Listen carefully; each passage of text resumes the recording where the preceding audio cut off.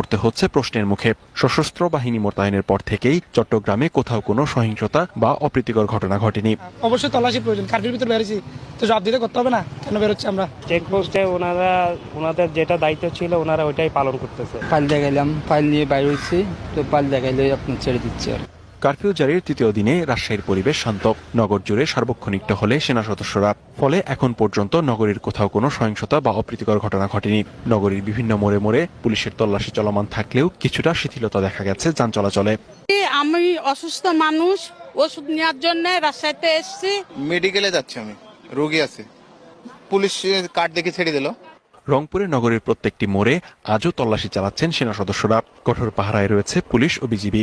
সহিংসতায় ক্ষতিগ্রস্ত সরকারি স্থাপনা পরিদর্শন করছে বিভাগীয় প্রশাসন ও জেলা প্রশাসন। সাধারণ মানুষ বলছেন, আদালতের রায় ও সেনা মোতায়েনে স্বস্তি ফিরেছে। অনেক স্বস্তি ফিরছে, আমরা এখন খুব স্বাধীনভাবে চলাফেরা করে কাজকর্ম যাইতে পারতেছি। দেশকে শান্ত পরিস্থিতি রাখতে গেলে আইনশৃঙ্খলা বাহিনীর এখনো তৎপরতা থাকা দরকার।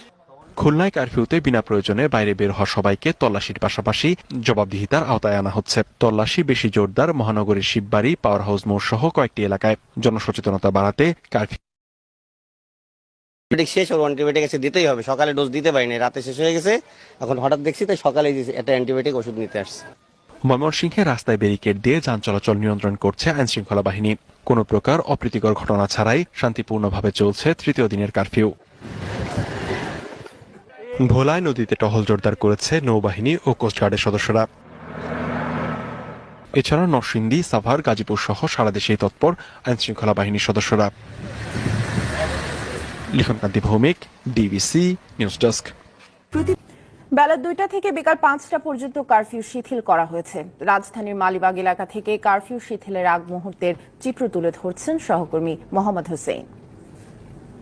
গত কয়েকদিনের সংঘর্ষে কিন্তু রামপুরা এবং মালিবাগের এই যে সড়ক ব্যাপক সংঘর্ষ, সহিংসতা এবং অনেকগুলো সরকারি স্থাপনায় আগুন দেওয়ার ঘটনা ঘটেছে এবং ব্যাপক তাণ্ডব লীলা চালিয়েছে দুর্বৃত্তরা। তো এই যে এই মালিবাগের আবুল হোটেল থেকে রামপুরা টিভি স্টেশন পর্যন্ত, ভিটিভি স্টেশন পর্যন্ত এখানে কিন্তু আনসারের সদস্যরা কিন্তু সার্বক্ষণিক টহলে রেখেছেন এবং একটু আগে কিন্তু আনসারের মহাপরিচালক তিনি কথা বলেছেন। তিনি যেমনটা বলছেন যে এই সড়কটি ব্যাপক সহিংসতা, ব্যাপক সংঘর্ষ হয়েছে এবং এই সড়কের এই জায়গাটি কিন্তু গতকাল থেকেই কিন্তু সর্বসাধারণের জন্য চলাচলের জন্য উন্মুক্ত করে দেওয়া হয়েছে, অর্থাৎ পরিষ্কার করে দেওয়া হয়েছে। এবং তিনি আরও জানিয়েছেন যে বিভিন্ন গলিঘুপচিতে এখনো পর্যন্ত যে অপতৎপরতার চেষ্টা সেটা কিন্তু রুখে দেওয়ার চেষ্টা করা হচ্ছে। সবকিছু মিলিয়ে আসলে এই জায়গাটি একেবারেই আইনশৃঙ্খলা বাহিনীর কাছে নিয়ন্ত্রণে বলা চলে এবং সকাল থেকে কিন্তু কোনো ধরনের সংঘর্ষ, সহিংসতার ঘটনা ঘটেনি। এছাড়া আমরা রাজধানীর আরও বেশ কয়েকটি জায়গায় ঘুরেছি। মগবাজার, নয়াপল্টন, কাকরাইল মোড়, শাহবাগ, ঢাকা বিশ্ববিদ্যালয়, ঢাকা মেডিকেল সহ চাঙ্কারপুল, বকশিবাজার এলাকাগুলো আমরা ঘুরে দেখেছি। সেখানেও কিন্তু আইনশৃঙ্খলা বাহিনীর সজাগ অবস্থান রয়েছে। তবে যেহেতু কারফিউ চলছে, জনমনে এক ধরনের আতঙ্ক রয়েছে। সেক্ষেত্রে জনসাধারণ কারফিউ মেনেই রাস্তা সড়কে বের হচ্ছে না। তবে বিক্ষিপ্তভাবে মানুষজনের চলাচল আগের থেকে অনেকটা স্বাভাবিক হয়েছে। সড়কে যান চলাচলও কিন্তু স্বাভাবিক বলা চলে এবং বলতে হয় যে পুরো রাজধানী জুড়ে কিন্তু আনসারের সদস্যরা প্রায় 741টি স্থাপনায় প্রায় 14,000 আনসার সদস্য মোতায়েন রয়েছে বলে আনসারের মহাপরিচালক জানিয়েছেন। সবকিছু মিলিয়ে আইনশৃঙ্খলা পরিস্থিতি স্বাভাবিক বলা চলে এবং কোনো ধরনের সংঘর্ষ, সহিংসতা এখনো পর্যন্ত খবর আমাদের কাছে আসেনি। কোটা আন্দোলন ঘিরে সহিংসতা, ব্যবসায়িক ক্ষয়ক্ষতি জানাতে প্রধানমন্ত্রীর সঙ্গে বৈঠকে বসেছেন দেশে ব্যবসায়ী উদ্যোক্তারা। এই মুহূর্তে প্রধানমন্ত্রীর কার্যালয়ে বৈঠকে বক্তব্য রাখছেন প্রধানমন্ত্রী শেখ হাসিনা। সরাসরি চলে যাচ্ছে সেখানে।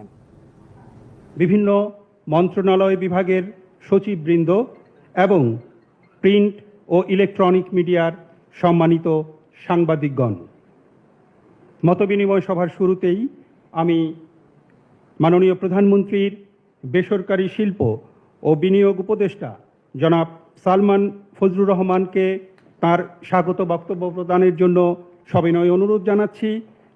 স্বাগত বক্তব্য শেষে তিনি আজকের এই মতবিনিময় সভাটি মডারেট করবেন। সুধীমণ্ডলী, মাননীয় উপদেষ্টা। বিসমিল্লাহির রহমানির রহিম।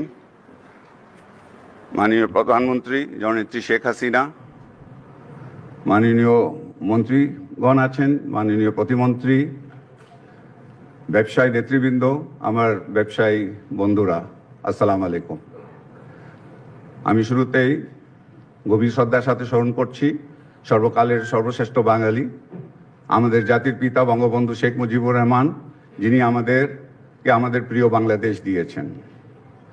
আমি গভীর শ্রদ্ধার সাথে স্মরণ করছি 30 লক্ষ মুক্তিযোদ্ধা এবং 2 লক্ষ মা বোন, যাদের ত্যাগে আমরা স্বাধীনতাটা পেয়েছি।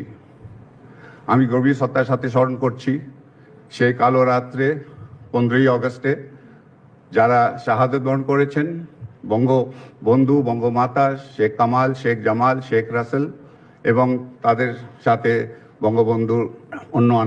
বঙ্গবন্ধু পরিবারের অন্য সদস্যরা। আমার ব্যবসায়ী বন্ধুরা, আজকে আমরা আপনাদেরকে এখানে আসতে বলেছি যখন আমরা খুবই এমন একটা সময় যে আপনারা সবাই জানেন যে দেশে যা কিছু ঘটেছে, এটা আপনাদেরকে অবগত করার জন্যে আমরা জানাচ্ছি, আপনাদেরকে আজকে দাওয়াত দিয়েছি। আপনারা জানেন আমরা 30 লক্ষ শহীদদের রক্তের বিনিময়